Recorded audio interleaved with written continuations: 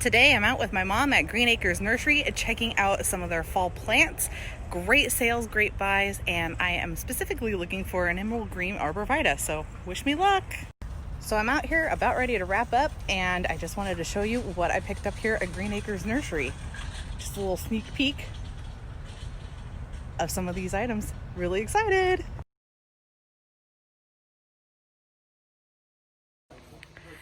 Hi guys, welcome back to my channel. Today Daryl and I are working out in the garden, and we are working in this area behind my shoulder.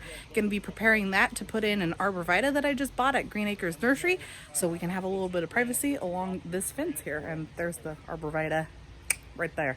All right, so stick with me as we prepare this area, get all this rebar out of there, and continue on our way.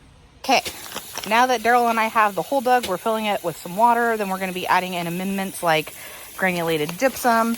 I have the EB Stone Organic Sure Start, which we're going to add in, and then we also have some soil conditioners that we're going to put in the hole, and then we'll backfill it with just the native soil, and then that'll be in the ground and looking good. Okay, so we filled up the hole behind me with water, have almost let it completely drained out. There's still just a small puddle there, but I'm going to be going in and adding in granulated gypsum, EB Stone Organic Sure Start, and the EB Stone Organic Soil Booster, just to give some added nutrients into the soil. Then we'll pop in the arborvitae, and stick with me while we do the planting. I'll leave the links below to the items that I just mentioned.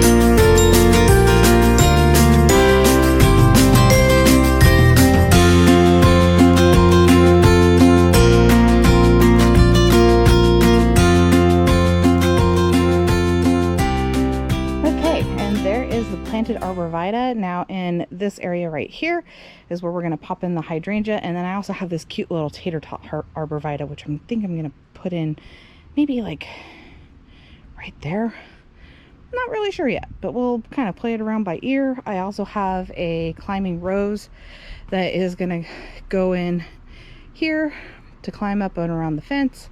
I think this is going to turn out really good. So this is the half-finished product. I now have the Emerald Green Arborvitae planted, my panicle hydrangea in the ground over here. This is going to get about 6 to 8 feet tall and wide, so it'll really cover this fence nicely and kind of block sight of the neighbor's car over there. And then I'm also toying around with my above all climbing rosebush, possibly growing that along the fence here, and this Tater Tot Arborvitae right there. But I'm gonna let them sit there for a couple days before I really make up my mind. Well, that's it for today's video. Thanks for tuning into my channel, and I will catch you later. Bye. So one last thing before you go, it's a couple weeks later, and there were a few items that I wanted to come back and show you. I did plant the little Tater Tot Arborvitae and the climbing rose, and I also transplanted a couple other things. But I wanted to mention that for planting the arborvitae, you want to do that at least 6 weeks before your first frost date for your area. I looked that up when I was planting it, and I was exactly or just a little over 6 weeks out. So where I'm at in zone 9B for my area, our first average frost date is between the first and beginning of the second week of December. So usually between December 2nd to December 10th, which is right around my birthday, so that made it easy to remember.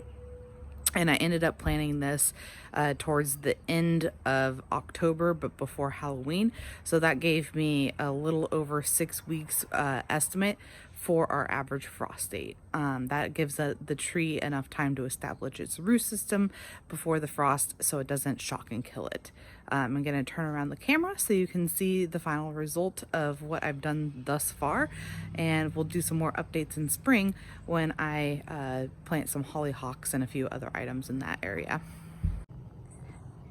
And I apologize, I'm doing this early morning since that's when I'm editing the video, but you can see the climbing rose.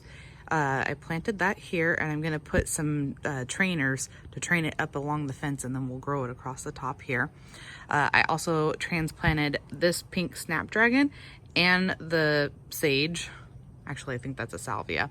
And then this pot had a bunch of Gerbera daisies that were just root bound, had been in there for like 5 years. They weren't getting the nutrients that they needed to perform. So I pulled them out, separated them, and plopped them all in right there. So it'll have a nice little drift of Gerbera daisies.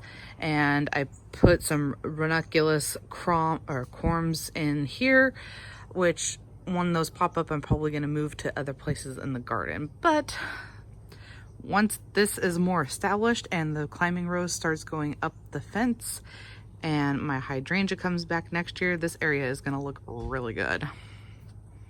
Okay, that's it. Bye.